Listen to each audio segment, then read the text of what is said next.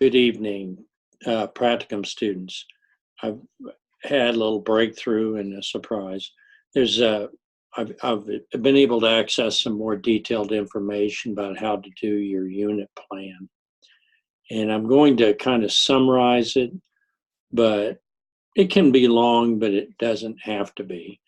I'm very interested in just right now going over some basics with it. Essentially, the unit plan is consisting of is it's first of all it's for you to demonstrate that you can have a unit of 4 lessons. They can be lessons you're teaching now, but they should be developed by you a little more so that you can do a pre-test and a post-test to show that learning took place. Accountability is the big issue now. The rubric is a little intimidating. I never liked these rubrics, but essentially, the main parts are for you to identify a problem, an issue, a problem in the student's learning. It could be anything. It could be students having trouble differentiating animal from plant cells in a biology class. It could be that students in a music class are struggling to perform. Maybe it's on the piano, maybe it's on those lower quarters, but you have to figure out a lesson and a series of 4 lessons that will help them become more proficient. It could be that you're doing a lesson in 3rd grade teaching about American history, and you want to explain the plight of people that were enslaved or people that were discriminated against, etc. That could be the issue you want to deal with. That's the problem. Essentially, it gives you the objective for the unit. So what are those objectives? Well, objectives and objective of the unit and the objective of the individual lessons, which should be a part of the objective for the unit. You can find those on your state curriculum site. If you go to for instance, Department of Nebraska Education, you can look up curriculum for everything from English as a 2nd language, probably to ag education, to American history, to 3rd grade writing. What are the issues in 3rd grade for writing, or mathematics in 5th grade. You can look up objectives like that, are easy to find. You don't have to make them up. In fact, you should, for your unit, have objectives that are declared by the state, that this is a problem and this is what they want you to work on in 5th grade.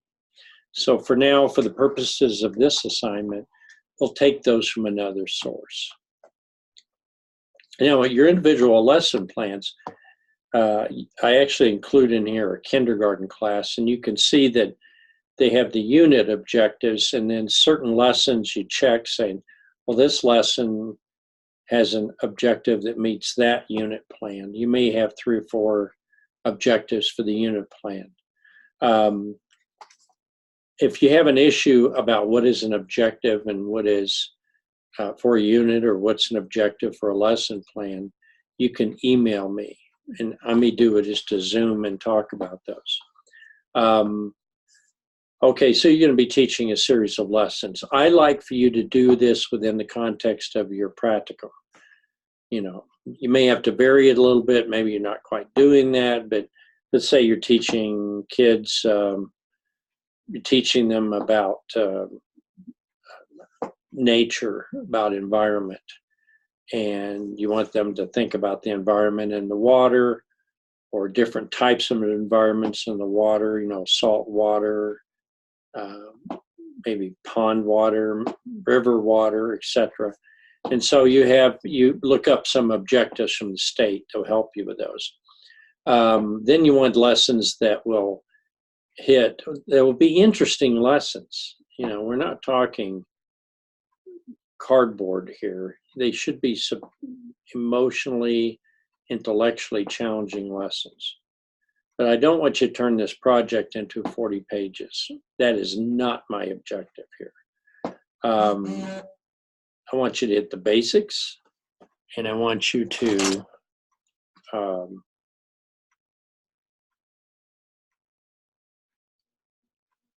and I'll talk to you about that.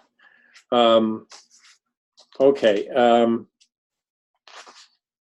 So that you see those on these pages, the 10 pages where it has calls the template.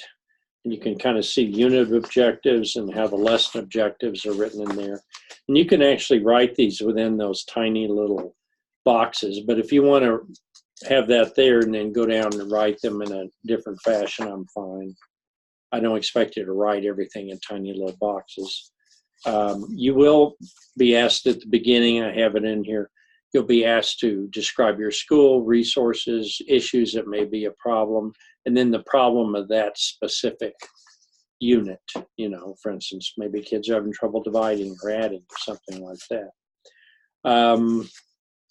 But you find your objectives from the state standards. Generally, I say state standards because all states are going to have these. There's an attempt to make sure that we line up everybody on the same starting line. And then after you have your objectives, you'll be describing your lessons, your strategies. Now, you know there are many ways to teach.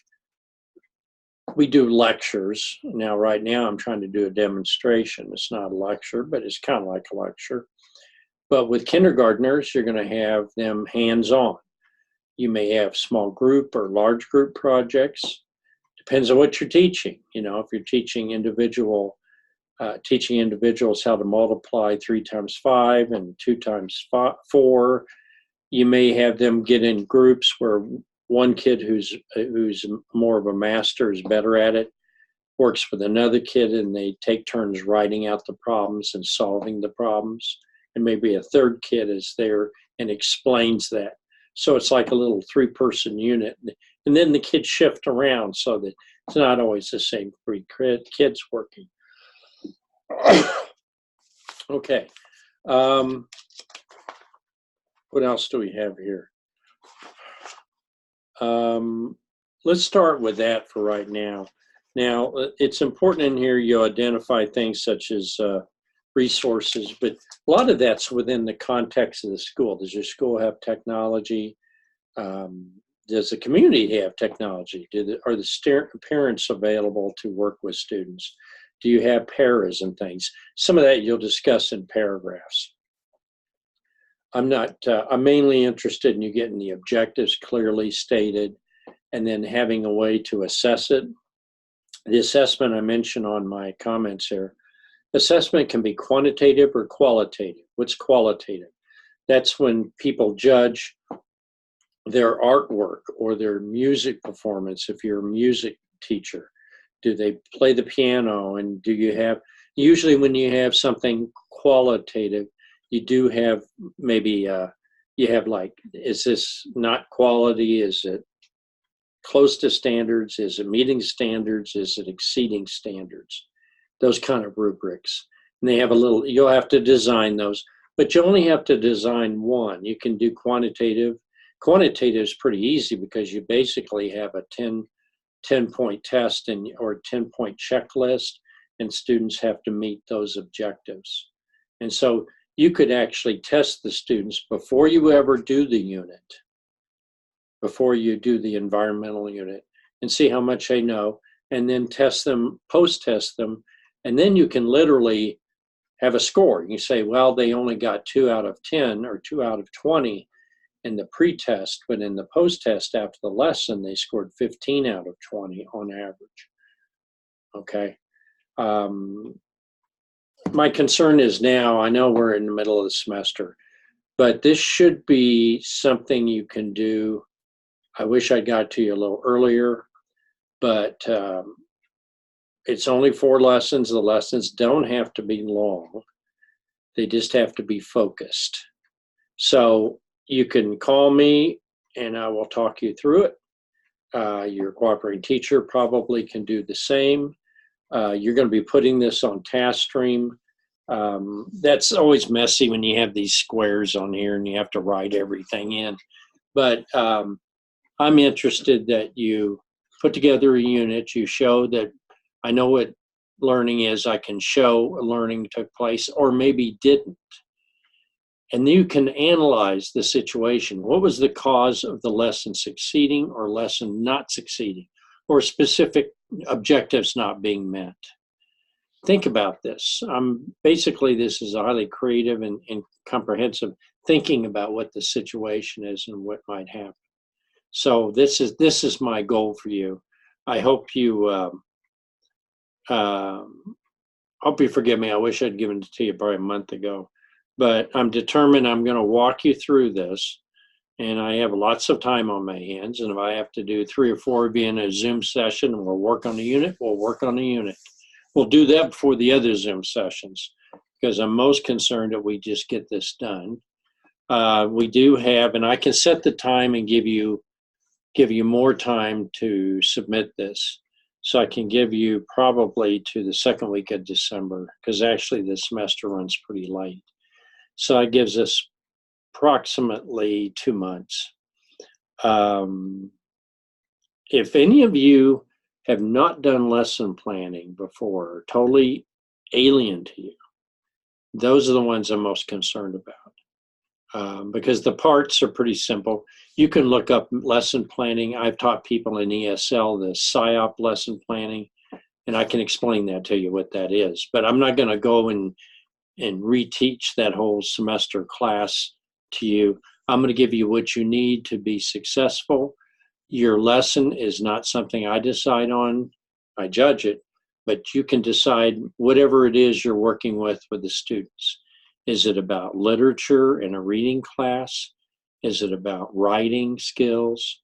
Is it about, we've actually had people in here take this class that were teaching nursing or doing nursing. And we've had people that were journalists take this class.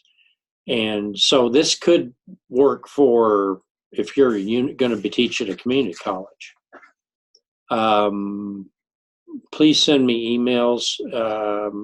Any concerns you have. I have a lot of time on my hands to make videos and to chat with you about this, okay? Now, we're still going to do that other stuff with the Zoom sessions, and I've been working on that.